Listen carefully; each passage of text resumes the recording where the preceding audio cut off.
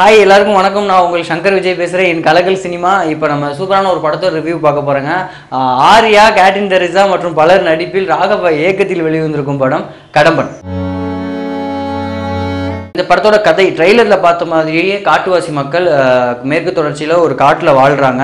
அது வந்து கார்பரேட் கம்பெனிக்காரங்க அங்கேருந்து ஒரு கனிம வளத்தை அந்த இடத்துல வந்து எடுக்கிறதுக்கு அவங்ககிட்ட வந்து கேட்குறாங்க. அவங்க வந்து முடியாது அப்படின்னு சொல்லிட்டு முயற்சிக்கிற நேரத்தில் வந்து இவங்க வந்து ஏதோ ஒரு விஷயங்கள்லாம் சொல்லி அவங்கள வந்து அடிக்கிறாங்க, துன்புறுத்துறாங்க. அவங்க அப்படின்னு போக மாட்டேங்கிறாங்க. இவங்க எந்த அளவுக்கு வந்து தன்னோட காட்டையும் தங்களையும் காப்பாற்றிக்கிறதுக்காக அவங்ககிட்ட போராடினாங்க, போராடி ஜெயிச்சாங்களா இல்லையா அப்படிங்கிறது தான் இந்த படத்தோட கதை. இந்த படத்தில் ஆர்யா லீட் ரோல் பண்ணியிருக்காரு. நம்ம ட்ரெயிலரில் பார்த்த மாதிரி பயங்கரமாக உடம்பு ஃபிட்டாக சூப்பராக ஓப்பனிங் சீன்லேருந்து மிரட்டியிருக்காருன்னு கூட சொல்லாங்க. அவர் உடம்பு ரீதியாக ரொம்ப கஷ்டப்பட்டுருக்காங்க. காட்டுக்குள்ளேயே எடுத்திருக்க விஷயம் அந்த மக்களுக்காக ஃபீல் பண்ணுற விஷயமா இருக்கட்டும், ரொமான்ஸ் கம்மியாக இருந்தாலும் அவரோட வேலையை கரெக்டாக பண்ணியிருக்காரு. இந்த படத்துக்கு ஆப்டாக ரொம்ப பெரிய பக்கபலமாகவே இருந்திருக்காருன்னு கூட சொல்லலாம். அதுக்கப்புறம் வந்து கேட்ரின் தெரேசா அவங்க ஹீரோயின், அவங்க வந்து அவங்களோட வேலையை கரெக்டாக பண்ணியிருக்காங்க. ஒரு காட்டுவாசி மக்கள் எந்த அளவுக்கு உள்ள அந்த ரொமான்ஸ், சின்ன சின்ன ரொமான்ஸ் க்யூட்டாக துருதுருன்னு இருக்கிற பொண்ணு, அந்த விஷயத்தை வந்து அவங்களோட வேலையும் கரெக்டாக சூப்பராக பண்ணியிருக்காங்க. அதுக்கப்புறம் வந்து காமெடி ஆக்டர், அதாவது ஆதிவாசின்னு சொல்லிட்டு படத்தில் நடிச்சிருப்பார்ல, கில்லி படத்துலலாம், அவர் வந்து இந்த படத்தில் வந்து காமெடி ஆக்ட் பண்ணியிருக்காரு.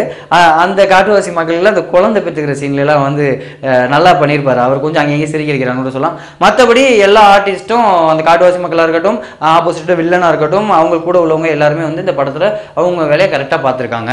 அதுக்கப்புறம் பார்த்தோம்னா அந்த படத்தில் மியூசிக் யுவன் சங்கர் ராஜா.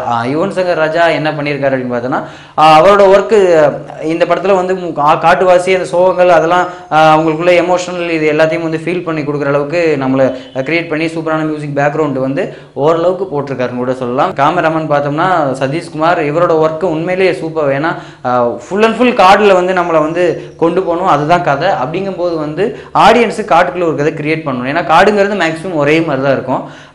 சிஜி ஒர்க்கில் சில விஷயங்கள் பண்ணியிருந்தாலும் உள்ள ஃப்ரேம் எல்லாமே, ஒவ்வொரு ஃப்ரேமே வந்து நம்மளுக்கு வேற ஒரு மூட் கிரியேட் பண்ணுற அளவுக்கு சூப்பராக பண்ணியிருக்காரு. அந்த ரன்னிங் சீன், யானைகள் வர சீன்ஸு, அது எல்லாமே சூப்பராக பண்ணி அவரோட வேலையை பெரிய படமாகவே அமைஞ்சிருக்கான்னு கூட சொல்லலாம். இந்த படத்தோட டைரக்டர் ராகவா அப்படின்னு சொன்னோன்னா, ஏற்கனவே மஞ்சபை படம் வந்து டைரக்ட் பண்ணாரு. அதில் எமோஷனல் இந்த மாதிரியான விஷயங்கள் கிரியேட் பண்ணியிருப்பாரு. அதே மாதிரி இதில் எமோஷனல் கிரியேட் பண்ணியிருக்காரு. ஒரு சோசியல் மெசேஜ்னு கூட சொல்லலாங்க.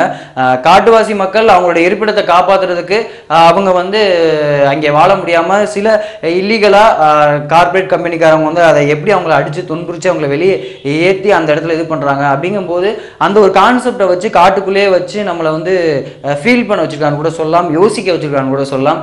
அந்த காடு மட்டுமே இல்லை, இப்போ இந்த நாட்டில் வந்து நடந்துக்கிறது தான். கிராமங்கள் அழிக்கப்படுறது சரி, எல்லாமே வந்து ஒரு பணம் ஆசை பிடிச்ச அரசியல்வாதிங்க, போலீஸ்காரங்கனால இவங்க வந்து இவங்க ஆக்கிரமிப்புகளை வந்து இது பண்ணிக்கிட்டே இருக்காங்க, எடுக்கிறாங்க சுயநலத்துக்காக. அப்படிங்கிற ஒரு விஷயம் இது மூலியமாக வந்து நம்மளுக்கு தெளிவுபடுத்திருக்காருன்னு கூட சொல்லலாம். அந்த வகையில் வந்து டைரக்டர் வந்து உண்மையிலே பாராட்டலாம். மேக்கிங் வைஸாகவும் பார்த்தீங்கன்னா ஃபர்ஸ்ட்ல இருந்து அந்த காமிக்கிறதா இருக்கட்டும், அவங்களுக்குள்ள சின்ன சின்ன விஷயங்களா இருக்கட்டும், அவங்களுக்குள்ள ஒரு அறியாமையாக இருக்கட்டும், அவங்களுக்குள்ள ஒரு ஒற்றுமையாக இருக்கட்டும், அவங்களுக்குள்ள ஒரு சின்ன போட்டியாக இருக்கட்டும், ரொமான்ஸாக இருக்கட்டும், சின்ன சின்ன பேச்சுவார்த்தைகளாக இருக்கட்டும், முக்கியமாக கிளைமேக்ஸுக்கு முன்னாடி பார்த்தீங்கன்னா இவங்க தாக்குற விஷயங்கள் வந்து நல்லா இருக்கும்.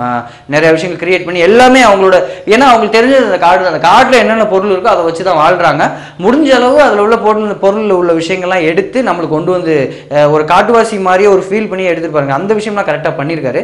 அதுக்கப்புறம் சிஜி ஒர்க்குன்னு பார்த்தோம்னா நிறைய இடத்துல வந்து கை கொடுத்துருக்கு. இந்த யானைகள் வர சீன் இடத்துல, அப்புறம் ஒரு இடத்துல வந்து சிஜி ஒர்க் வந்து நம்ம தயாரிப்பாளர் சைடு ப்ராப்ளமா இல்லை தமிழ் சினிமாவுக்கு இவ்வளோதான் தேவையான்னு தெரியல.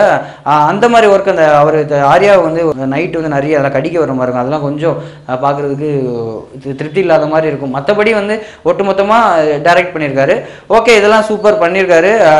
அதுக்கப்புறம் இந்த குறைகள் அப்படின்னு பார்த்தோம்னா, ஆர்யா சார், அதுக்கப்புறம் வந்து கேட்ரின் தெரேசா அவங்களோட ஹீரோவோட ஃப்ரெண்டு, ஹீரோயினோட அண்ணன், அவங்க மட்டும்தான் நம்மளுக்கு தேடுறாங்க. மீத ஆர்டிஸ்ட் யாருமே ஒரு மைண்ட் செட்டில் இல்லாத மாதிரி ஒரு ஃபீல். ஏன்னா கேரக்டர் சூஸிங் வந்து நல்லா பண்ணியிருக்குமோ ஒரு ஃபீல். அப்புறம் சின்ன குழந்தைகள் பண்ணுற விஷயங்கள், அது காமெடி, அது ஓகே.